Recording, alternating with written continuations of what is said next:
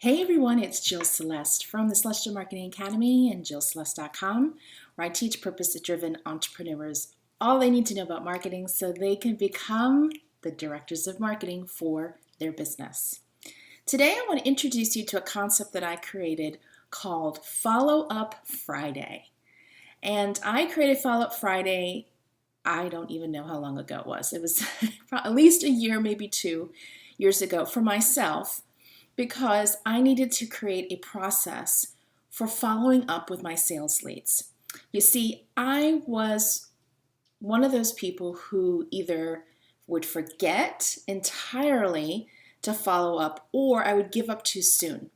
And as a result, I wasn't attracting the clients that I knew I could be if I had established a Follow-Up Friday process. So why Follow-Up Friday? Well, it's alliterative. Honestly, it could be at any day of the week, but since Friday starts with an F and following up starts with an F, I went with that. So I want you to think about how you can create a process. And if this speaks to you and you want to do a Follow-Up Friday as well, if Wednesday is a better day, that's fine. The idea that I'm trying to teach to you here in this strategy video is to create a following up process. So let's just say you're on board and you're like, I like Follow-Up Friday. It's the end of the week. It's alliterative. It's something I can remember and I'm going to do it. So what do you do for Follow-Up Friday? Well, first of all, I recommend having Follow-Up Friday every Friday. And it can only be 10 minutes. It could be an hour. It depends on how many people you have in your pipeline and how many people you need to follow up with. The first thing you need is a list of people to follow up with, right? You need to know who you need to contact. And this is another thing that a lot of entrepreneurs don't do. They don't have a list. Make a list. It could be on something you type up on Microsoft Word. It could be something you hand write out. Whatever you do, create a sales follow-up list. And you can call it whatever you want. My mentor, and where she teaches, we call it the Love 'em Up list, which I love because it's about loving your sales contacts to the point where they want to buy from you. Whatever you want to call it that. And then depending on your personality, make that list as beautiful, as gorgeous, as lovely as you want. Use different colored paper, use stickers, use markers. If you're kind of a classy, sophisticated person, print it on pretty resume paper, whatever makes sense for you. But really spend time developing that list. And on that list, in addition to the name and contact information, you want to have columns for date of last contact, and how you last contacted them. Because you don't always email, right? And that brings me to my second point. How are you following up with people? Most people will, when they do a follow-up, will do an email reach out. Nothing wrong with email. I do it too, but I think it's important to diversify our approach. So think about other ways you can follow up with somebody. If you live close to that person, maybe a coffee date, or make sure you really sit by them at a networking meeting. Think about other messaging devices such as Facebook Messenger, text messaging, that type of thing.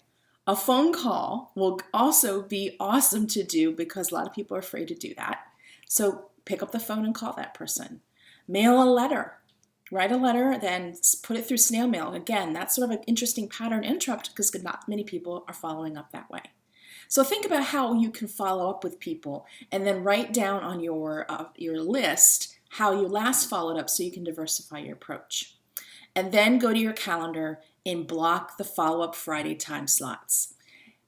This is integral. You need to schedule this into your calendar like you would any other appointment, like client appointment, dentist appointment. There's Follow-Up Friday. If you are a little gun shy about it, then just do 15 minutes. It's better than none, right?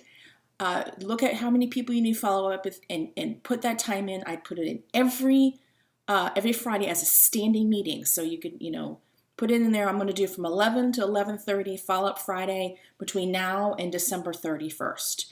And just block that time out and don't book over it. And then every Friday when that little alert comes and it's time for you to do Follow-Up Friday, you'll have your list, you'll have your information, you'll have a plan, and you can do the following up.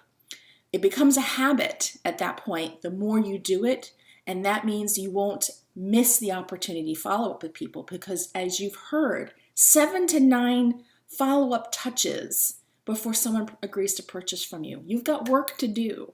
So make sure you set a process for following up, because the more you follow up, the more clients you'll have. So I hope this tip really helps you institute a Follow-Up Friday process. And if you have any questions, come on over to my website at jillceleste.com, where you can learn more about the Celestial Marketing Academy, my coaching programs, and check out my blog, because I got tons of other information there if you need it. All right, I'm wishing you a lot of marketing success, a lot of follow-up success. I'll see you next time. Bye.